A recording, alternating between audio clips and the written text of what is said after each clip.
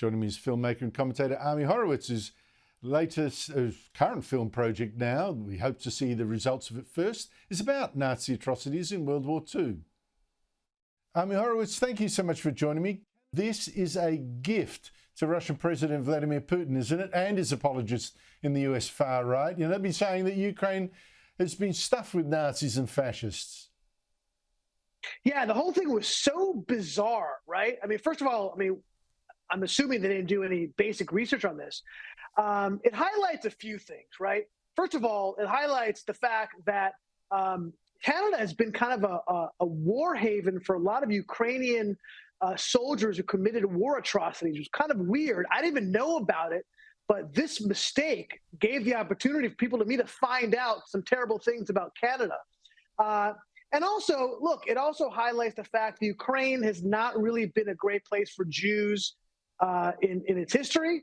And it also kind of plays into the narrative of Putin and Russia that this is a war against Nazis when they're giving a standing ovation to Nazis, and you have Zelensky giving this guy a fist bump. It's not a good look all the way around. And, you know, I think also what it also underlines is it's weird. Zelensky's done a couple of bizarre things over the last few months. And first of all, they had a trans spokesperson, kind of weird. Like, why would he do that? Ukraine's a very conservative country.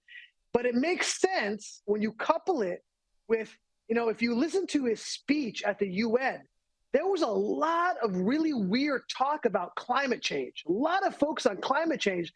I'm like, what is Zelensky doing? Why is he talking about this? It all starts to make sense when you put things together. Like he's trying to get the left to support him even more, speaking their language, speaking things that attract them to him, even though it obviously doesn't seem real. At the same time, you're making Republicans, who really are the people you're trying to go after, because Republicans control the purse strings when it comes to war in Ukraine, and you're antagonizing them with things that are totally unnecessary.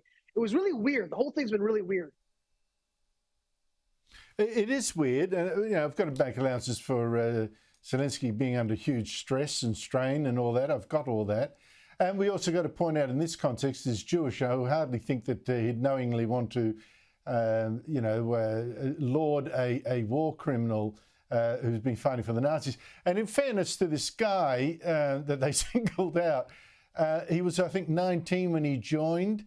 There's no record. In fact, the Canadian Commission of Inquiry into War Crimes said, well, this Galicia division is not implicated in war crimes, shouldn't be indicted as a group. War crimes allegations not been substantiated. But still, it makes me wonder how a decision like that could have been made that would be such a gift. It shows to me a total ignorance of history for a start, and this false idea, of course, that the enemy of my enemy is my friend.